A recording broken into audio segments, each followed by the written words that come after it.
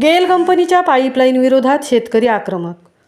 गेल कंपनीसाठी भूसंपादनाची प्रक्रिया रद्द करा, शेतकऱ्यांचे उपोषण।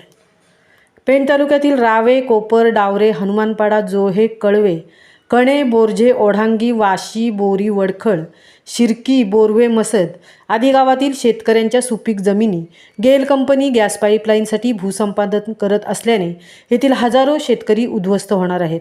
त्यामुळे सदर कंपनी विरोधात 24 गाव सेच संघर्ष समितीच्या माध्यमातून शेतकरी आक्रमक झाले असून आज त्यांनी प्रांत कार्यालय येथे एक दिवसीय लाक्षणिक उपोषण केले।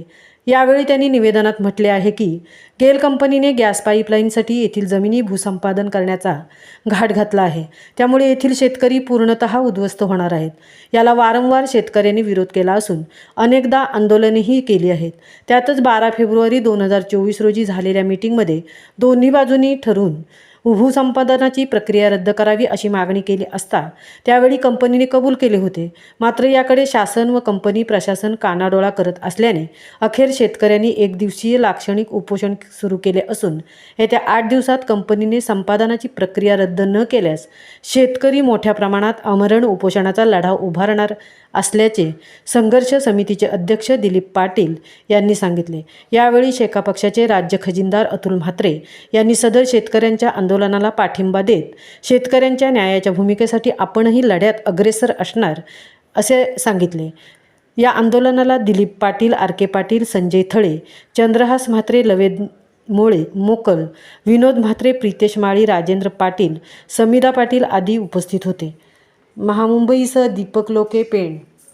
मला तर राजन जमशे आम्ही पहिली भेट अतुल म्हात्रेंची घेतली होती त्यांच्या ऑफिसमध्ये जाऊन, आणि तिथं आम्ही त्यांच्याशी चर्चा केली, कारण ते फॉरेन रिटर्न होते आणि नवीन मुंबईमध्ये चांगले या जमिनीच्या बाबतीत किंवा जमिनीचा विकास कशा पद्धतीनं व्हावा या पद्धतीनं त्यांचं चांगलं ज्ञान आहे।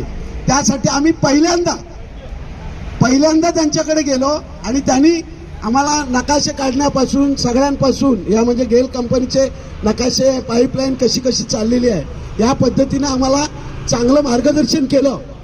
आणि संपूर्ण आपण ही संघटना पक्षविरहित आपण जी काम करतोय आणि पक्षविरहित आपण त्यांच्याकडे त्यावेळेला गेलो होतो, पण आता त्यानंतर अतुल म्हात्रे साहेब हे राजकीय क्षेत्रामध्ये घुसून या पेण तालुक्याचे उमेदवार म्हणून ते आता लढण्यास इच्छुक आहेत।